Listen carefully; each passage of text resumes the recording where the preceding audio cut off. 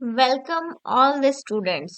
Political science के वे सभी विद्यार्थी जो तुलनात्मक राजनीति एवं शासन को पढ़ने में कठिनाई महसूस करते हैं और जिनको लगता है कि कंपैरेटिव पॉलिटिक्स बहुत टफ है और समझ में नहीं आता है, अब उनके लिए कंपैरेटिव पॉलिटिक्स को समझना बहुत आसान हो जाएगा।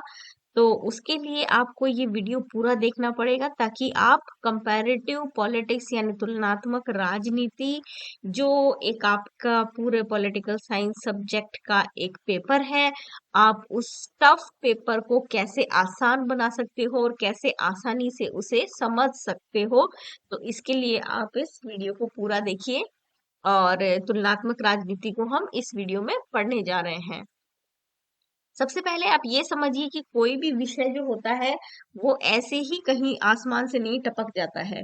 उसको इवॉल्व होने में एक समय लगता है, या कोई भी विषय जब डेवलप होता है तो बहुत सारे इवेंट्स जो होते हैं, जो इतिहास की बहुत सारी घटनाएं होती हैं, उन घटनाओं के ही क्रम में उस प्रक्रिया में वह विषय जो है धीरे धीरे डेवलप होता है। तो यह बहुत ही अचानक से घटी हुई कोई प्रक्रिया नहीं होती है, बल्कि ग्रेजुअली डेवलप्ड एक बहुत सारा सब्जेक्ट मैटर होता है, जिसको बाद में जब हम धीरे धीरे पढ़ने लगते हैं तो वह विषय या एक पेपर का रूप ले लेता है। तुलनात्मक राजनीति जो है उसको आप सेकेंड वर्ल्ड वॉर के बाद आप उसको पहचान सकते हो, क्योंकि सेकेंड वर्ल्ड वॉर के बाद जो पॉलिटिकल साइंस था, पॉलिटिकल साइंटिस्ट जो थे, उनको बहुत सारी ऐसी जो आसपास में उनके घटनाएं हो रही थी, जो अंतरराष्ट्रीय लेवल पे जो घटनाएं हो रही थी, उन घटनाओं को देखकर और उनका अध्ययन करके बहुत सारी जो उलझने थी, कि कुछ समस्याओं का समाधान नहीं निकल पा रहा था कि क्यों वर्ल्ड वॉर हो रहा है, क्यों वर्ल्ड वॉर में कंट्रीज इन्वॉल्व हो रहे हैं और क्यों नहीं वे एक दूसरे के साथ मिलकर एक सामूहिक जो सुरक्षा की भावना है उससे क्यों नहीं रह रहे हैं। तो इन सारे सवालों का जवाब ढूंढने के क्रम में पॉलिटिकल साइंटिस्ट ने बहुत रिसर्च किया और रिसर्च करते करते उन्होंने इंटरडिसिप्लिनरी अप्रोच को अपनाया और उससे क्या उनको मिला, उनको तुलनात्मक राजनीति मिली।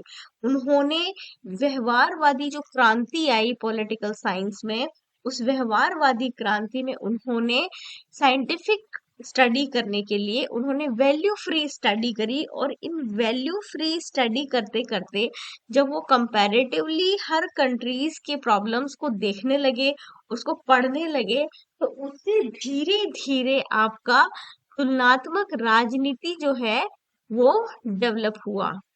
अब हम तुलनात्मक राजनीति का इस लेक्चर में हम देखेंगे कि इसका मीनिंग क्या है, फिर हम इसकी डेफिनेशंस देखेंगे, हम इसका नेचर देखेंगे, हम इसका स्कोप देखेंगे, विषय क्षेत्र क्या है, फिर हम इसका महत्व और इसके उद्देश्य क्या है, इन सब पे हम चर्चा करेंगे इस पूरे लेक्चर में। तो आगे चलते हैं।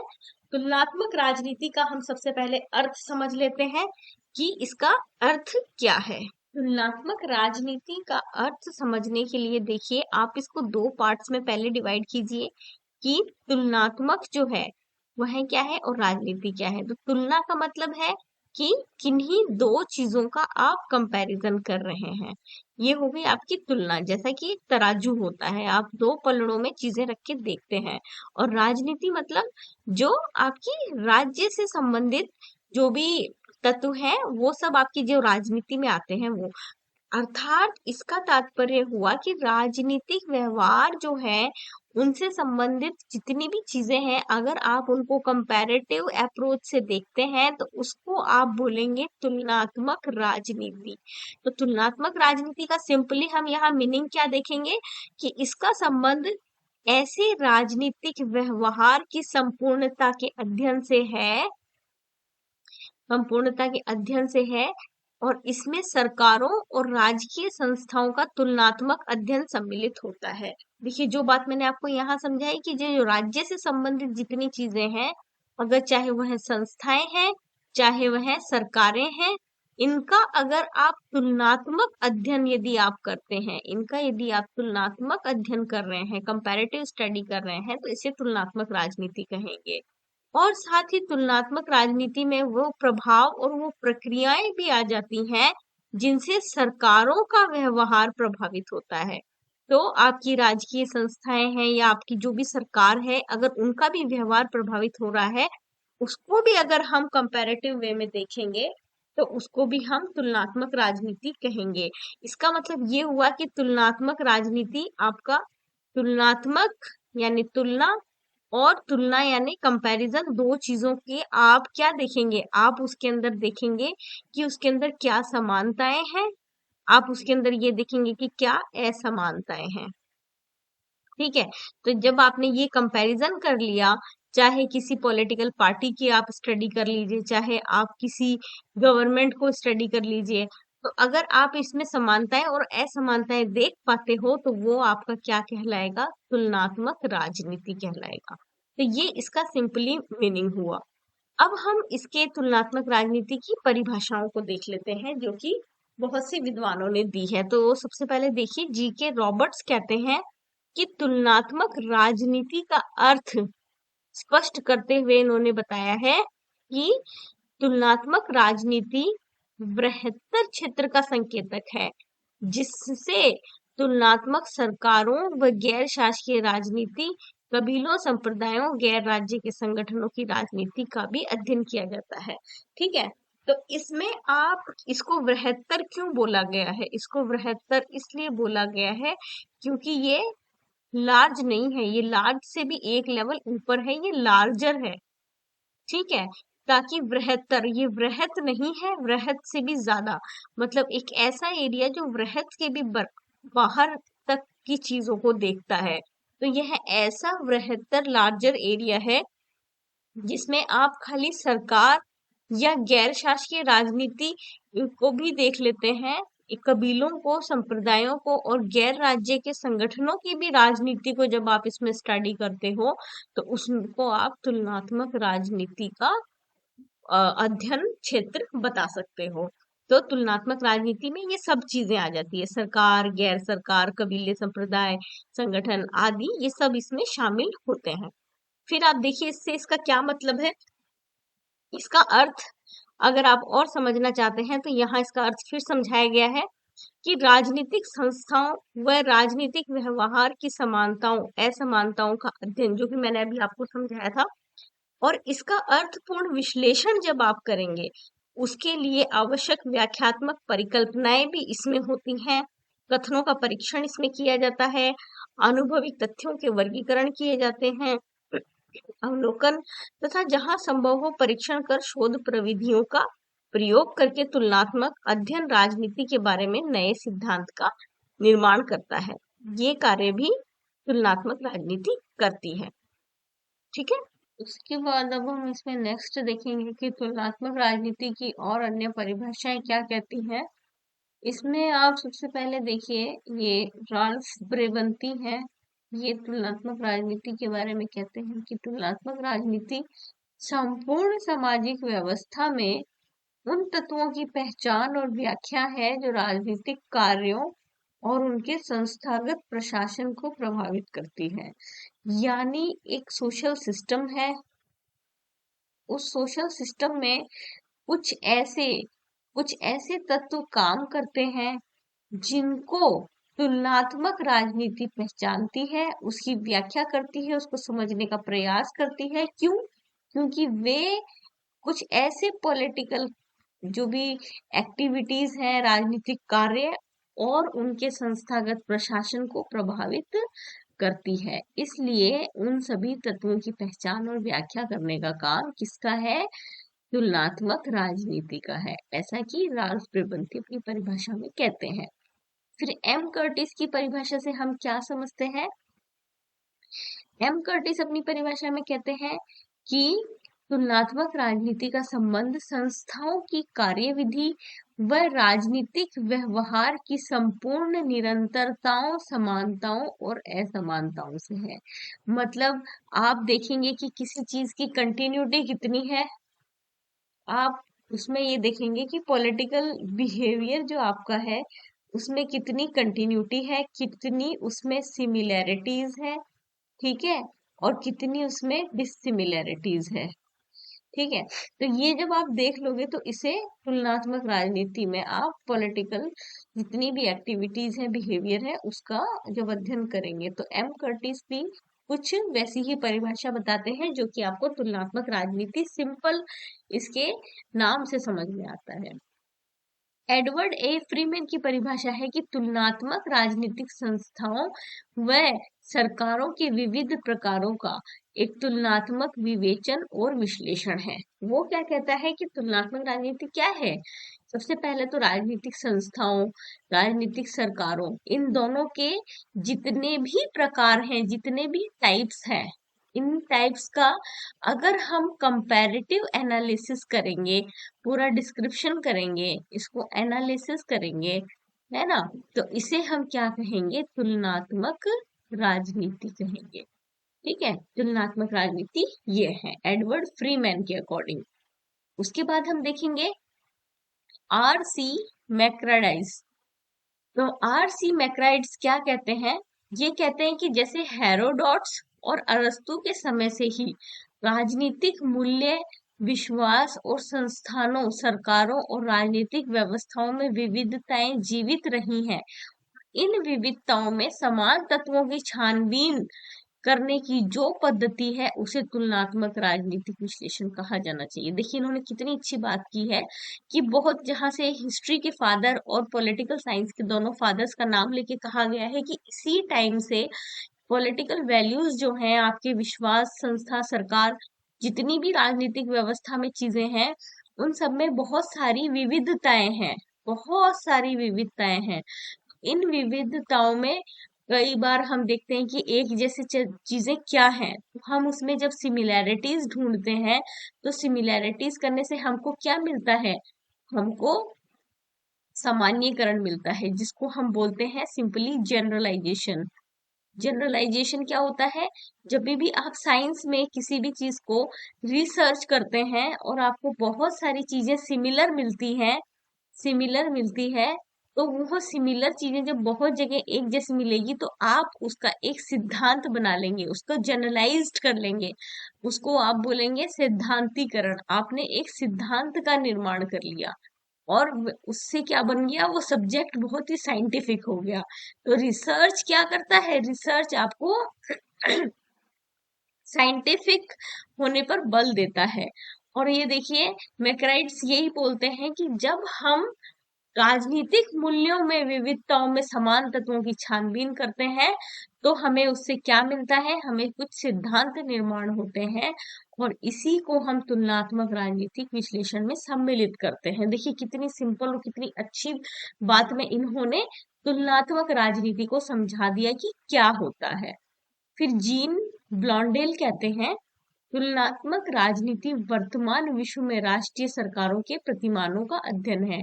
यानी आजकल हम डेली में जो भी राष्ट्रीय हमारी सरकारें हैं, जो भी नेशंस हैं, उनके गवर्नमेंट के बारे में अगर हम उनके मॉडल्स को पढ़ रहे हैं, उनका अध्ययन कर रहे हैं, उनके अलग अलग टाइप्स जो भी हैं, हम उनको सिमिलैरिटी डिसिमिलैरिटी बेस पे हम उनकी स्टडी कर रहे हैं, तो इसको ये तुलनात्मक राजनीति में शामिल करते हैं जीन ब्लॉन्डेल। तो उनके अनुसार तुलनात्मक राजनीति ये है। फिर देखिए सिडनी वर्बा जो कि तुलनात्मक राजनीति के बहुत ही एक महत्वपूर्ण विचारक हैं। सिडनी वर्बा कहते हैं कि देखिए वर्णन से आगे बढ़कर सिद्धांत के रूप से समस्याओं को देखना। ये आप किसी समस्या का खाली वर्णन या डिस्क्रिप्शन करके नहीं, आप उसको सिद्धांत के रूप में समझने का प्रयास करें, या किसी एक मामले को ना देखकर अनेक मामलों में तुलना करें, और उससे भी आगे सरकार की औपचारिक संस्थाओं का अध्ययन करने से भी आगे बढ़ के जब हम औपचारिक की बजाय अनौपचारिक चीजें जैसे राजनीतिक प्रक्रिया और कार्यों का भी अध्ययन करें, और सिर्फ पश्चिमी यूरोपीय देशों का अध्ययन ना करके एशिया, अफ्रीका, लैटिन अमेरिका के भी जो नए डेवलपिंग कंट्रीज हैं, जो नए न्यूली इंडिपेंडेंट कंट्रीज हैं, जो कि न्यू स्वतंत्र हुए हैं, नए आए हैं विश्व के पटल पर, अगर हम उन राष्ट्रों का भी अध्ययन करें, इसी को वो तुलनात्मक राजनीति में सम्मिलित करते हैं। यानी पूरी तरीके से ट्रेडिशनल ट्रेडिशनल अप्रोच को छोड़कर और एक न्यू अप्रोच की ओर जाया जाए, न्यू अप्रोच की तरफ जाएं। और इस न्यू अप्रोच में हम क्या क्या करें? पहली बात तो खाली डिस्क्रिप्शन ट्रेडिशनल अप्रोच में होता था, यानी वर्णन, वर्णन से आगे बढ़कर हम थ्योरी को देखें, थ्योरी को देखें, हम सिद्धांत के रूप में किसी समस्या को देखें, हम किसी एक मामले को ना देख के हम अनेक उसके स्वरूपों को देखें। फिर हम राजनीतिक प्रक्रिया यानी हम उसके औपचारिक रूप को ना देख के हम अनौपचारिक राजनीतिक चीजों को भी देखें, यानी खाली संस्थाओं का अध्ययन ना करके हम प्रक्रियाओं का भी अध्ययन करें, हम व्यवहार का भी अध्ययन करें। और केवल जो आपके पुराने ये खाली आपके जो यूरोपियन कंट्रीज हैं, वेस्टर्न कंट्रीज हैं, खाली इनको स्टडी ना करके अगर हम एशिया, अफ्रीका और लैटिन अमेरिका के भी जो इनको कहा जाता है थर्ड वर्ल्ड कंट्रीज का भी अगर जब हम अध्ययन करेंगे, इनको भी हम इम्पोर्टेंस देने लग जाएंगे, इसको वो कहते हैं सिडनी वर्बा, उसको कहते हैं कि इसी को हम तुलनात्मक राजनीति कहेंगे। देखिए कितनी सुंदर परिभाषा सिडनी वर्बा तुलनात्मक राजनीति की बताते हैं। अब देखिए इन सभी परिभाषाओं को पढ़ के यह तो स्पष्ट हो गया कि तुलनात्मक राजनीति जो है वो इतना डेवलप हो गया है कि यह एक इंडिपेंडेंट डिसिप्लिन बन गया है। ठीक है, स्वतंत्र अनुशासन है। और क्योंकि स्वतंत्र अनुशासन के लिए क्या क्या जरूरी है? एक निश्चित विषय क्षेत्र होना चाहिए। तुलनात्मक राजनीति के पास विषय क्षेत्र है और वह सब सम्मिलित है अध्ययन संबंधी अपनी देखिए अध्ययन संबंधी विकसित पद्धतियां और प्रविधियां भी इसमें है। तो आप देखिए निश्चित विषय क्षेत्र तुलनात्मक राजनीति के पास है। तुलनात्मक राजनीति को पता है कि इसको किसका अध्ययन करना है? सरकारों का, गैर सरकारों का, ठीक है, औपचारिक संस्थाओं का, अनौपचारिक संस्थाओं का, ठीक है, और उसके बाद में प्रक्रियाओं का, प्रक्रियाओं का, व्यवहार का। तो जब ये सब इसको पता है कि इन सब का अध्ययन करना है, तो ये निश्चित अध्ययन क्षेत्र हुआ कि नहीं हुआ? ये एक निश्चित विषय क्षेत्र इसका हो गया है। इसका स्कोप इज बिल्कुल डिफाइंड, एकदम अच्छे से डिफाइंड किया गया है। तो जब इसका स्कोप डिफाइंड है, इसका मतलब यह एक स्वतंत्र अनुशासन है। दूसरा, अध्ययन से संबंधित इसकी अपनी पद्धतियां हैं, प्रविधियां हैं। अब तुलनात्मक राजनीति में अध्ययन की पद्धति तो आप समझ ही गए कि पद्धतियां क्या होंगी। जब आपको दो चीजों को कंपेयर करना है, तो आप इसमें क्या करेंगे? चीजों की आप नाप तोल करेंगे। और अगर जब आप किसी अध्ययन के लिए, तो नाप तोल कैसे होगा? आप उसमें तथ्यों पे आधारित बात करेंगे, आप तथ्यों का विश्लेषण करेंगे, ठीक है, आप सिद्धांतीकरण करेंगे, सिद्धांतीकरण करेंगे। तो जब आपके पास अपनी पद्धतियां, प्रविधियां और पढ़ने के तौर तरीके हैं, इसका मतलब तुलनात्मक राजनीति एक स्वतंत्र अनुशासन है। इसकी अपनी परिभाषा भी है, इसका अर्थ भी है। और इसका अर्थ आप बिल्कुल अच्छे से अब समझ गए होंगे कि तुलनात्मक राजनीति और कुछ नहीं, हमारे अपने ही जीवन से जुड़ी जो राजनीति है, उसके विभिन्न तत्वों को जब हम कंपैरेटिवली पढ़ते हैं, तो उसे हम तुलनात्मक राजनीति कहेंगे। अब देखिए तुलनात्मक राजनीति को पढ़ने से हमें क्या क्या फायदे हैं। तो तुलनात्मक राजनीति को समझने से हम राज्य की बाहरी आंतरिक देशों के साथ संबंध, राजनीतिक प्रक्रियाओं को विभिन्न परिस्थितियों से और प्रभावशाली तरीके से समझना आसान हो जाता है। जब हम तुलनात्मक रूप से चीजों को पढ़ते हैं, तो हम चीजों को और अच्छे से समझते हैं और अपने देश के आंतरिक मामलों को भी समझते हैं और बाहरी देशों के साथ संबंधों को भी समझते हैं, जिससे क्या होता है? और प्रभावशाली तरीकों से हम अपनी समस्याओं का समाधान कर पाते हैं। ठीक है।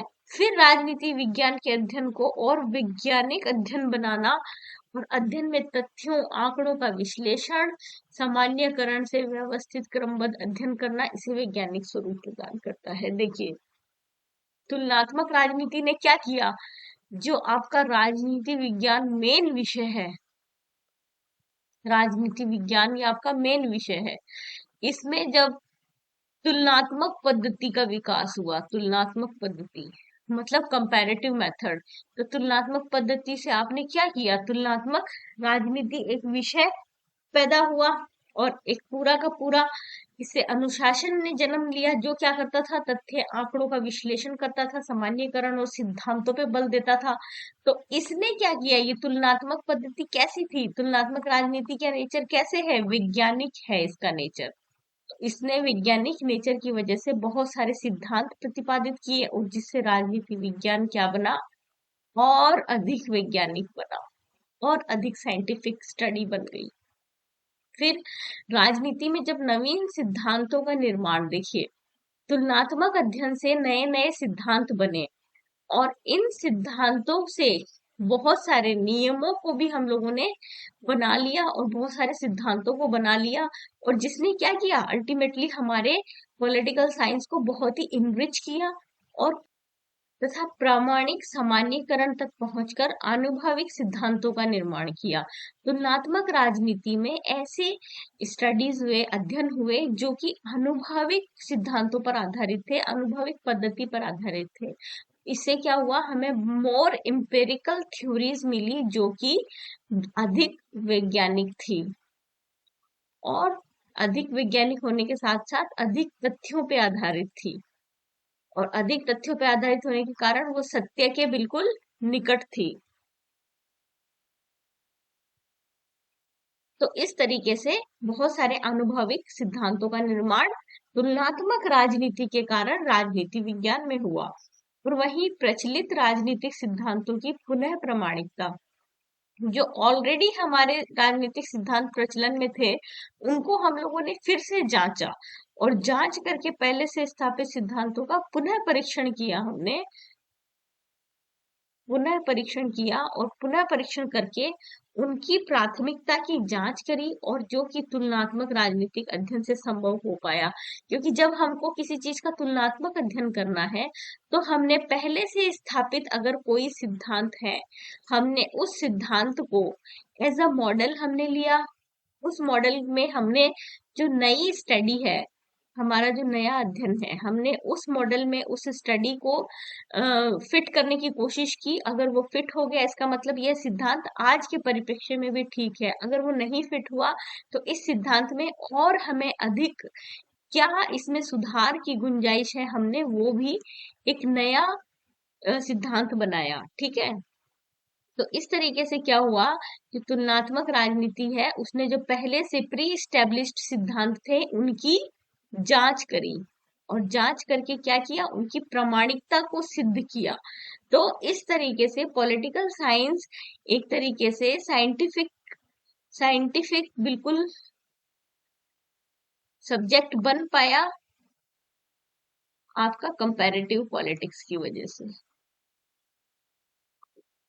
तो ये था आपका तुलनात्मक राजनीति का अर्थ, परिभाषा, हमने फिर इसका महत्व, उद्देश्य देखा, और ये सब समझने के बाद मुझे लगता है कि तुलनात्मक राजनीति एज अ सब्जेक्ट और एज अ पेपर आप बहुत अच्छे से समझ गए होंगे कि कोई ऐसा एलियन नहीं है, और इसकी जो विषय क्षेत्र है उससे भी आप वाकिफ हो गए होंगे कि इसमें हम लोग क्या क्या स्टडी करते हैं, क्या क्या हम इसमें सिद्धांत निर्माण करते हैं। तो तुलनात्मक राजनीति के इस लेक्चर में आज हम इतना ही करेंगे। इसके बाद हम इसके परंपरागत और आधुनिक परिप्रेक्ष्य के बारे में बात करेंगे, जो कि हमेशा बहुत ही एक इम्पोर्टेंट टॉपिक रहता है कंपैरेटिव पॉलिटिक्स साइंटिस्ट के लिए, और आप सभी स्टूडेंट्स के लिए भी। तो लगातार हमसे जुड़े रहिए और आप पढ़ते रहिए पॉलिटिकल साइंस को।